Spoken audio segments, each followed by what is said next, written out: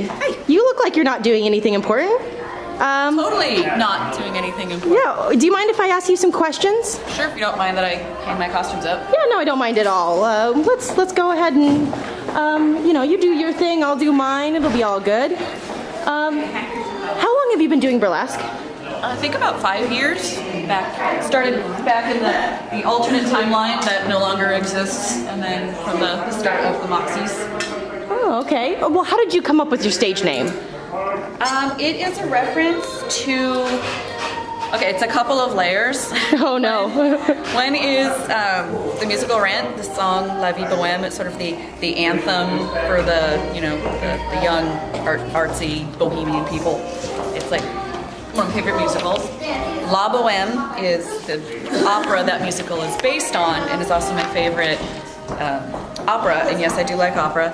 And then just La Boheme, the bohemian life, because I'm like kind of a boho. Boho. Bohemian. A boho-ho? Which is not exactly accurate, but Okay, well, what's your favorite act that you've done? Honestly, my favorite is probably my Doomsday Device one. It was one that I did with like 24 hours notice back when we were doing Moxie Crush, which was our little mini show that we used to do.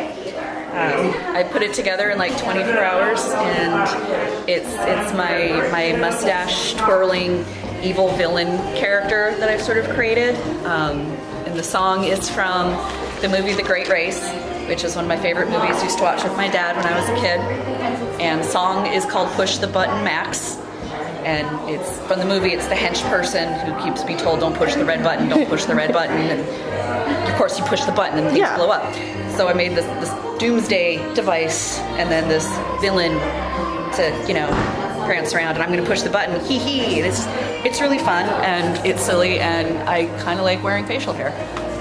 Interesting. What do you do in your leisure time? Thank you, Doors. Leisure time? Yes, leisure. What do you do to relax? My dress is too heavy and it broke my coat hanger. Well, I do a lot of shopping. I mean, obviously. And I do lots of artsy-fartsy stuff. I loom knit, and I paint rocks and then hide them around for people to find. And I spend time watching TV and stuff with my honey and cuddling on the couch with the dogs. Aw. Well, okay. What is your favorite smell? Either a redwood forest, or like when it hasn't rained for a long time and then it rains, that first rain smell, which is different from it's been raining all winter smell. It's not the same smell. Okay. Well, what's your favorite thing about being a Moxie? I have an excuse to go shopping and buy all the pretty, lovely, awesome, sexy things because I actually wear them, and then it justifies having my entire house turned over into storage for costumes. I bet that makes the hubby happy. That they actually get used, yes. He would like to actually see the surface of the dining room table more than once a year, but the Goodwill bags have to go somewhere. Okay. Favorite Moxie memory? When we were going to Burlesque last year, and it was super early in the morning, and we were taking a flight all together to Seattle, and we were on the plane, and we were all boisterous and happy and excited, and together all this energy that we were taking onto this adventure together, and it was really awesome. The energy and the feeling of connectedness with each other, it was amazing. Awesome.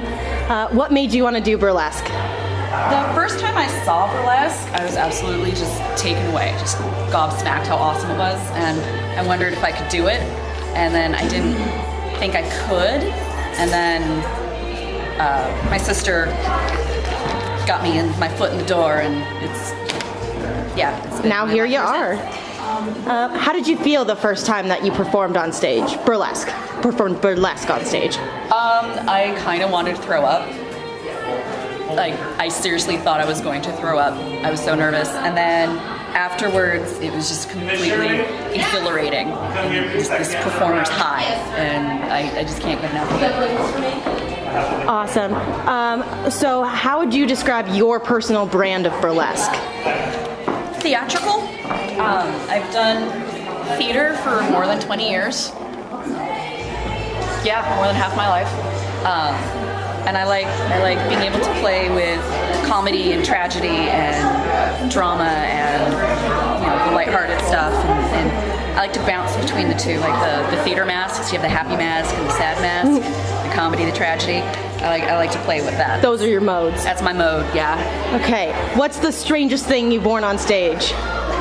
I've worn a sock monkey onesie with strategically placed Kleenex and pasties made out of actual Kleenex for my fever number. That was pretty funny. I've worn actual legit chainmail to dance around with the sword for my Excalibur number.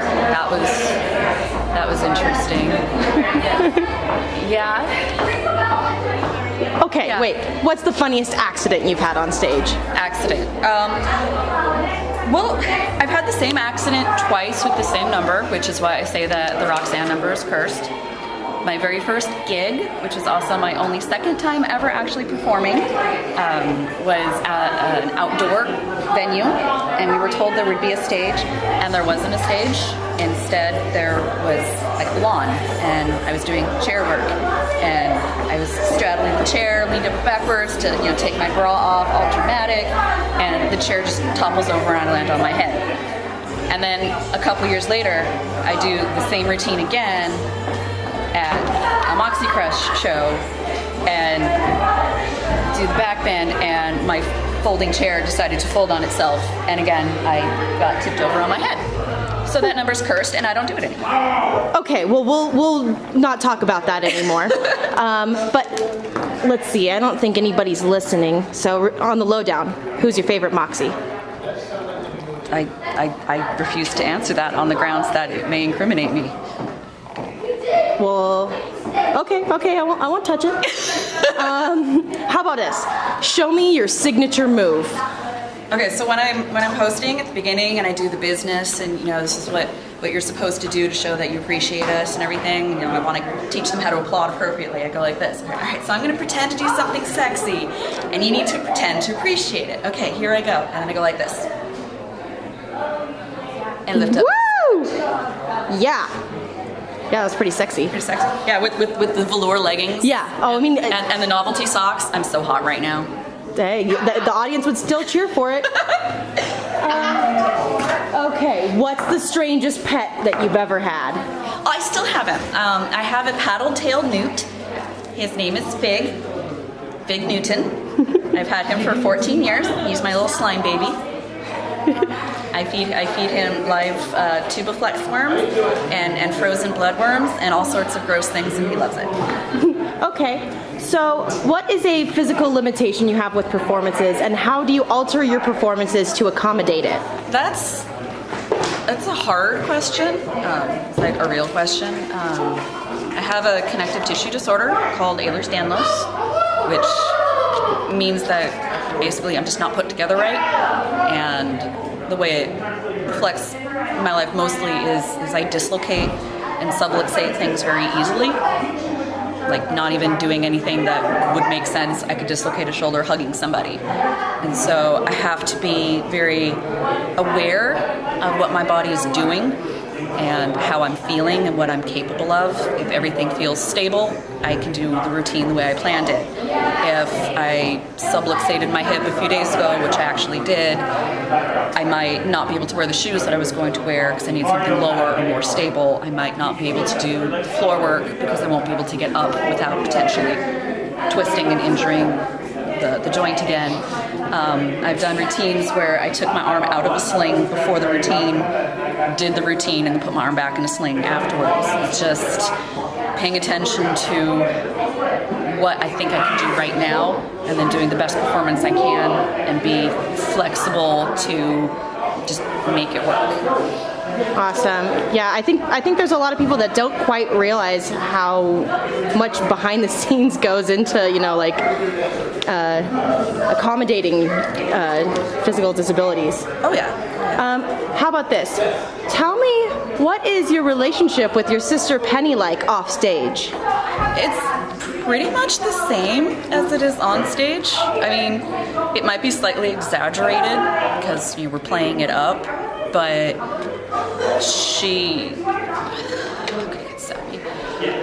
so she's my best friend, and she is one of my favorite human beings on the whole planet. But she's also younger than me, thinner than me, blonder than me, and I kind of hate her a little bit at the same time because sibling rivalry is still there, but I absolutely adore her. She's my best friend. Okay. You can puke now. I am puking all over the camera. Okay, that's good. So there's a lot of costumes here. Yeah. What's the most amount of costume changes you've had in one show? My record is 17. My average is 6. 17 was for one of our anniversary shows where I changed for each number and for intermissions. So I had a different outfit at the beginning of intermission and at the end of intermission. We had 15 numbers. And yeah, so 17 outfits. That's a lot.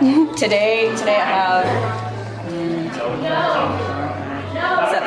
7. 7. If you include my performance costume, which is way less flashy. Yeah, it's like the least flashy. Way less flashy than the rest. But I'm doing a real drama, routine, not flashy or funny. So I'm going for realism with my actual costume. All right. Well, how about this? What is your favorite fandom? That's like asking me to pick which one of my dogs do I love the most. Why would you ask me that? I can't pick. I'm sorry, was that cruel? You're a monster. I can't pick. If I say Harry Potter, then Tolkien will cry. I don't know. Okay, here, one last question, and this will be easier. Okay. If Vie Boheme was a D&D character, what race and class would she be? Oh, that's easy. I'd obviously be a bard because I'm basically a bard. I get up and perform for the sole purpose of boosting or, buffing everybody, giving bonuses to their stats and all that shit for the rest of the night. I'm a bard. And for race, I'd probably say halfling because I'm short and cute. Yeah, you are. I'm only 5'3". I wear a lot of heels. People don't think I'm that short. Okay, well, I'm a lot of questions for you, so I'm gonna go do other things. Okay. I'll finish this and then be ready to, host the show in like a half hour. Oh, well, thanks. Yeah. Okay. Yeah. Bye.